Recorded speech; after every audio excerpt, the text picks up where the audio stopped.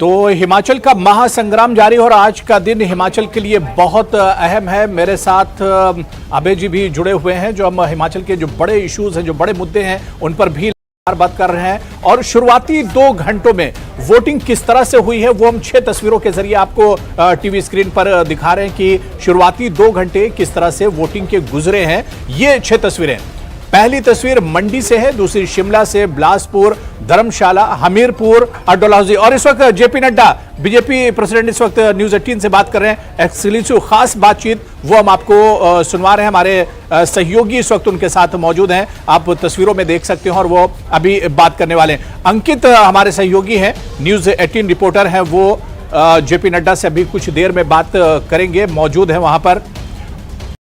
और जैसे ही वो बात करेंगे हम आप तक ले चलेंगे। और ये 6 तस्वीरें, हिमाचल का महासंग्राम अभय जी जारी है और ये 6 तस्वीरें बहुत इंपॉर्टेंट हैं। किस तरह से लोगों में उत्साह देखने को मिल रहा है। बिल्कुल, और सुबह से ही हमने देखा है, ये ठीक है कि वहाँ पर कतार जो है बहुत लंबी नहीं है, लेकिन लगातार लोग आ रहे हैं। अभी 2 घंटे में आप देखें तो 5-6% के आसपास वोटिंग हुई है जी। दिखने में बहुत बड़ी तादाद नहीं है, लेकिन जब आप पहाड़ों की बनावट को समझेंगे तो लगेगा कि ये रफ्तार ठीक ही जा रही है। और ये बाद में मौसम भी काफी ठंडा है। मौसम भी ठंडा है और जो उनकी दिनचर्या है, उनको पता है कि हमें वोटिंग करनी है। पिछली बार भी 76% वोटिंग लोगों ने की थी, तो ये कम नहीं है। बिल्कुल। और इसी तरीके 2017 में भी वोटिंग हुई थी। तो अभी सुबह में कुछ इस तरीके से वहाँ जो जनसंख्या जिस तरीके से है, उसमें सुबह कृषक हैं, वो भी अपना सुबह का काम करते हैं, उनके कैटल्स हैं, मवेशी हैं, उनका काम करेंगे। तो आप ये देखेंगे कि जो वैसे लोग हैं जिनके छोटे व्यवसाय हैं और जो सरकारी कर्मचारी हैं, वो सुबह में जल्दी वोटिंग करते हैं कि वो उसके बाद अपने कार्यालय चले जाएं या फिर अपने वो बिजनेस सेंटर पर चले जाते हैं। और जो तो सुबह जो कृषक वर्ग है और शुरुआती 2 घंटों में अगर 4% पोलिंग है तो इससे कुछ खराब नहीं कहा जाएगा, बल्कि एक धीमी शुरुआत जरूर हो सकती है। बिल्कुल, और ये आप देखिए दिन जैसे जैसे चढ़ेगा वहाँ पर वोटिंग तेज होगी, ज्यादा लोग निकलकर सामने आएंगे।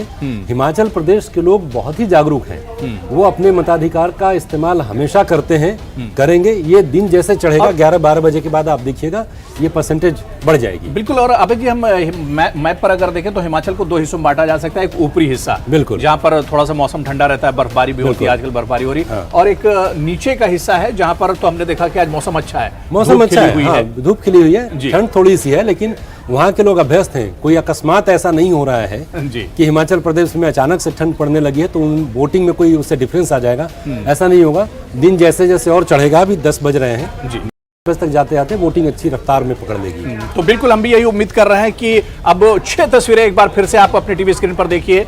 मंडी की तस्वीर है, शिमला की दूसरी तस्वीर, तीसरी तस्वीर बिलासपुर की है। इसके अलावा धर्मशाला, हमीरपुर और डलहौजी की तस्वीरें हैं, जहां पर मतदाताओं में एक जोश देखने को मिल रहा है, एक उत्साह देखने को मिल रहा है। सुबह से ही ठंडी जरूर है सुबह सुबह हिमाचल में, लेकिन उसके बावजूद भी हम देख रहे हैं कि कतारें लगी हुई हैं, लोग अपने घरों से निकल रहे हैं और इस लोकतंत्र के महापर्व में लोग शामिल हो रहे हैं। और न्यूज 18 भी बार बार यही अपील कर रहा है कि अपने घरों से निकलिए और सबसे पहले आज मतदान कीजिए, उसके बाद दूसरा काम कीजिए। और ये तस्वीरें आ गई। जी हाँ, अनुराग ठाकुर अपने पूरे परिवार के साथ वोट करने के लिए निकले हैं। अभय जी, बहुत शानदार तस्वीर है ये। बिल्कुल, और ये तस्वीरें देखिए, धूमल साहब भी हैं और अनुराग ठाकुर हैं। ये लोगों को प्रेरित करती हैं। आपके नेता निकलकर जा रहे हैं वोटिंग करने के लिए, तो उनके प्रभाव क्षेत्र में जो आने वाले लोग हैं और इनके जो फॉलोअर्स हैं वो भी बाहर निकल कर जाते हैं। तो ये तस्वीरें जी, तो ये बहुत जरूरी होता है ऐसे लोगों का निकल कर सामने आना। और ये जब वोटिंग करने के लिए जाते हैं तो लोगों को भी लगता है कि चलिए वक्त आ गया हमारे पास भी। और देखिए, हम लोग अक्सर चर्चा करते हैं कि आज हम ऐसा मानकर चलते हैं कि ये जो नेता हैं 5 साल काम करते हैं, उनके लिए परीक्षा का दिन है। बिल्कुल, मेरी समझ ये कहती है कि ये उनकी परीक्षा का दिन नहीं, ये जो मतदाता है उनकी परीक्षा का दिन है कि आपने इस काम का आकलन कैसे किया है। आज आपकी परीक्षा हो रही है, क्योंकि अगर आप परीक्षा में पास तभी आप माने जा सकते हैं जब आपने एक ऐसी सरकार चुनी जो आने वाले 5 सालों तक आपके हित में काम करती है। बिल्कुल, तो बहुत ज़रूरी है कि जो आम मतदाता हैं इन तस्वीरों को देखें और देखकर ये समझें कि किस तरीके से बढ़ती उम्र के बावजूद भी कितना जोश है और इनके प्रिय नेता जो हैं वो पहुंच रहे हैं वोट करने के लिए। टीवी स्क्रीन पर आप देख सकते हैं कि केंद्र मंत्री अनुराग ठाकुर और इसके अलावा एक सीएम धूमल जी जो हैं वो वोट करने के लिए केंद्र पर मौजूद हैं, जो वोटिंग करने के लिए वो पहुंचे हुए हैं, वोट करने के लिए पहुंचे हुए हैं। और हमने पूरा परिवार मुख्यमंत्री को भी उनके साथ देखा, है। मुख्यमंत्री भी गए पूरे परिवार के साथ। और पहुंचे इस वक्त जेपी नड्डा न्यूज 18 से बात कर रहे हैं। सीधे हम आपको लिए चलते हैं BJP president JP Nadda. Camera person Rajesh. बिल्कुल, जेपी नड्डा साहब हमारे साथ हैं, राष्ट्रीय अध्यक्ष हैं भारतीय जनता पार्टी के और हिमाचल से ही आते हैं और आज खुद के गृह क्षेत्र के अंदर बैठे हैं। उनसे बात करते हैं। नड्डा साहब, आपसे जानना चाहूंगा कि जिस तरह से एक चैलेंज हो जाता है जब गृह क्षेत्र हो, तो कितना चैलेंज मानते हैं अभी हिमाचल? कोई चैलेंज नहीं। हिमाचल की जनता बड़ी सरल है और अच्छे भविष्य जानती है कि किस तरीके से उसको अपना भविष्य बनाना है। हर चुनाव को हम सीरियसली लड़ते हैं, इसलिए हम कोई इस तरीके से चैलेंज के रूप में नहीं लेते हैं। आखिर जनता का वोट लेना है और जनता हमको आशीर्वाद देने के लिए आतुर है। मोदी जी के प्रति उनका अथाह प्रेम है, अटूट विश्वास है और उन्होंने जो मोदी जी ने काम किया उसको जनता ने देखा है। जयराम जी ने उसको धरती पर उतारा है, तो लोग आतुर हैं और मैं उनके साथ जुड़ा हुआ हूँ। जयराम जी एक नया चेहरा थे और अब मुख्यमंत्री का 5 साल का उनका कार्यकाल रहा है। कैसे देखते हैं कि एंटी इनकम्बेंसी कुछ हावी है? आपने देखा कहीं एंटी इनकम्बेंसी है? प्रो इनकम्बेंसी है। सब लोग बीजेपी को हाथों हाथ बढ़ाना चाहते हैं और उनका खुद का भी जो जयराम जी का व्यक्तित्व है वो सबको साथ लेकर के चलने के दम भी रखते हैं, ताकत भी रखते हैं और व्यवहार भी रखते हैं। आम आदमी पार्टी की बात करें तो आम आदमी पार्टी हिमाचल के अंदर काफी पैर फैलाए, केजरीवाल जी खुद आए। क्या भविष्य देखते हैं हिमाचल के अंदर? आए पीछे गए पहले, क्रीज पर तो टिके नहीं। सब जगह जमानतें जब्त करा के आए हैं। उत्तर प्रदेश में करके आए, उत्तराखंड में करके आए और गोवा में करके आए। अब बारी हिमाचल की है। आप किस तरह से देखते हैं, क्योंकि मुद्दे क्या हैं, आप किन मुद्दों के ऊपर चुनाव लड़ा है? क्योंकि आपने भी काफी प्रचार जा करके किया है और काफी रैलियां संबोधित। लोग विकास चाहते हैं और जिस तरीके का 4 लेन कनेक्टिविटी सारी चीजें हुई हैं, एम्स आया है, all India institute of medical sciences आया, इंडियन इंस्टीट्यूट ऑफ मैनेजमेंट आया, IIIT आया, IIIT आया, Indian institute of information technology आया, ये सब कभी किसी ने सोचा नहीं था। बल्क ड्रग पार्क आया, मेडिकल डिवाइस पार्क आया, ये सब इन्वेस्टमेंट्स हैं जो देश को आगे ले जाने वाली है, तो उसमें उन लोगों ने अपने आप को जोड़ा है। नड्डा साहब, कांग्रेस की क्या स्थिति देखते हैं? क्योंकि वीरभद्र सिंह थे, एक कद्दावर नेता थे ये हिमाचल के, लेकिन अब किस तरह की स्थिति देखते हैं? अब स्थिति कांग्रेस की वजह से स्थिति दिन प्रतिदिन खराबी हुई है और उनके यहाँ कोई मुद्दा नहीं है, कोई इश्यू नहीं है।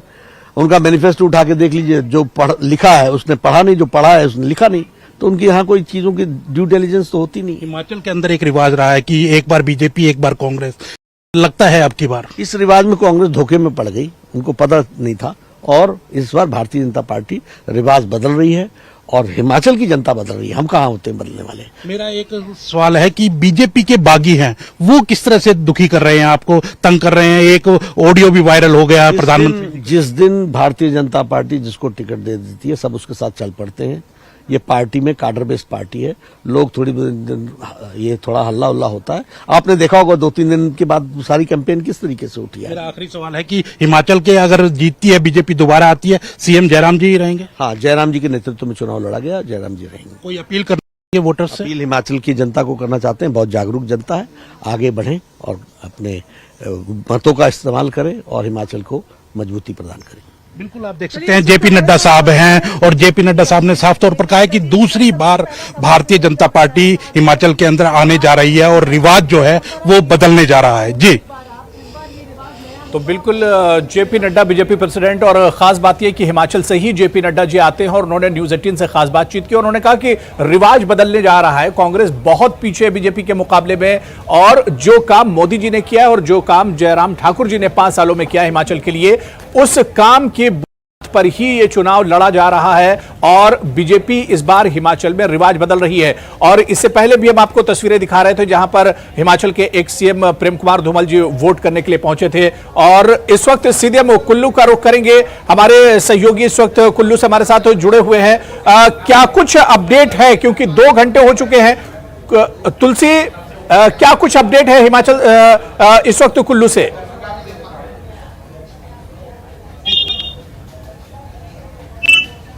जी बिल्कुल, देखिए आज जिस तरह से सुबह से ही 8 बजे से जो मतदान है वो शुरू हुआ है। कुल्लू जिले की बात करें तो 3,30,433 कुल मतदाता है, 1,67,071 जो है वो महिला वोटर है। ऐसे में अगर बात करें तो लोगों में खासा उत्साह नजर आ रहा है, क्योंकि सुबह सवेरे से ही तो बिल्कुल इस वक्त अनुराग ठाकुर, मैं तुलसी आपको रोकना चाहूंगा। अनुराग ठाकुर इस वक्त मतदाता है वो पहुंचे। चलिए ठीक है, अभी वो जैसे ही आएंगे हम उनके पास लेके चलेंगे। तुलसी कंटिन्यू कीजिए जी।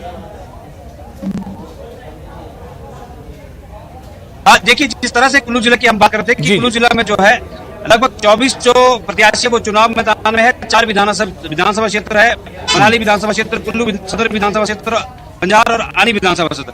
कुल अगर मतदाताओं की बात करें तो 3,33,433 जो मतदाता है यहाँ पर है। और अगर बात करें तो कुल्लू जिला में सबसे जो दिग्गज नेता है, जिस तरह से अगर बात करें तो मनाली विधानसभा क्षेत्र में जो है शिक्षा मंत्री यहाँ पर उनकी प्रतिष्ठा जो है वो दाव पर है। इसके अलावा बंजार विधानसभा क्षेत्र की बात करें तो पूर्व मंत्री खीमराम शर्मा जो है उनकी जो प्रतिष्ठा है वो दाव पर है। इसके अलावा अगर बात करें तो कुल्लू सदर विधानसभा क्षेत्र में मुकाबला जो त्रिकोणीय है, क्योंकि यहाँ पर भाजपा के जो बागी प्रत्याशी है राम सिंह वो चुनाव मैदान में है और भाजपा और कांग्रेस को कड़ी टक्कर दे रही है। इस वक्त हमारे साथ है, उनसे जानते हैं सर किस तरह से देखते हैं कि इस बार का जो चुनाव जो चल रहा है, किस तरह से क्या उम्मीदें आपको है?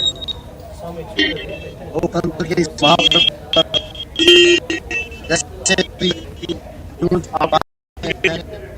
मुझे लगता है कि इस बार कई महीने में लोकतंत्र विजयी होगा।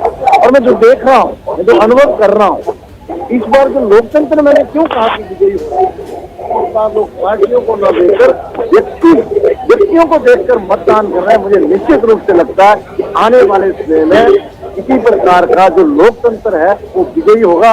और मुझे फिर एक बार सभी से मेरा सर्वत्र प्रार्थना करता हूँ, माताओं, बहनों, बुजुर्गों, युवा साथियों से, भाइयों से, कि अधिक से अधिक मतदान करें, इस महापर्व में अपना योगदान करें। नमस्कार। क्या लगता है सर, बड़े मुद्दे क्या है इस चुनाव? अगर बात करें तो हमने देखा कि आरोप प्रत्यारोप की राजनीति चल रही है, लेकिन लोग जनता के जो मूलभूत मुद्दे हैं उन मुद्दों पर ज्यादातर बात जो है वो कांग्रेस और भाजपा नहीं कर रही है। पूरा कुल्लू पर्यटन की दृष्टि से अंतर्राष्ट्रीय स्तर पर विख्यात है। तो मैं जहाँ तक बात करूँ कुल्लू विधानसभा क्षेत्र के, यहाँ पर पर्यटन बिल्कुल नगण्य है। किसी ने भी यहाँ सुध नहीं ली जो भी यहाँ से आज तक निकल गए। सड़कों का बुरा हाल है, कई जगह सड़कें नहीं है, कई जगह सड़कें हैं तो पक्की नहीं है, सड़कें इतनी तंग है कि वो जा नहीं सकता। परंतु मेरा पहला ये रहेगा कि भाई सड़कें हर जगह पहुंचे, सड़कें चौड़ी हो, पर्यटन की दृष्टि से उसको बढ़ावा देने का प्रयत्न करेंगे। और निश्चित रूप से ये कुल्लू विधानसभा क्षेत्र पर्यटन में बहुत अंतर्राष्ट्रीय स्तर पर अपना नाम विख्यात। क्या लग रहा है कुल्लू जिला की बात करें तो जिस तरह से लगातार जो है वो स्वास्थ्य सुविधाओं को लेकर सरकार कटघरे में रही है, इसके अलावा अगर बात करें शिक्षा को लेकर भी जो है सरकार पर लगातार जो है हम देख रहे हैं कि जो लोग हैं, जो प्रत्याशी वो बड़ी बातें कह रहे हैं कि क्या दिक्कतें यहाँ पर है इस विधानसभा क्षेत्र में? जनता के आशीर्वाद से मैंने कहा कि पहले सड़कों का, पानी का, सिंचाई का, पीने का इस और विशेष ध्यान दिया जाएगा। उसके साथ साथ मूलभूत जो हमारी आवश्यकता है विशेष ध्यान दिया जाएगा। उसके साथ साथ मूलभूत जो हमारी आवश्यकता है, स्कूल में किस प्रकार के अध्यापक हो, कैसे उसका इंफ्रास्ट्रक्चर हो, स्वास्थ्य सुविधाएं कैसे हो, क्योंकि कुल्लू में 4 जिलों के लोग यहाँ पर स्वास्थ्य सुविधाएं लेते हैं। कुल्लू जिला, लाहौल स्पीति, उसके साथ चंबा का पांगी क्षेत्र और मंडी का पाली चौकी और से लेकर, और इसमें सुधार की आवश्यकता है। और मुझे थोड़ा पीछे आ जाइए और घेरा बनाओ।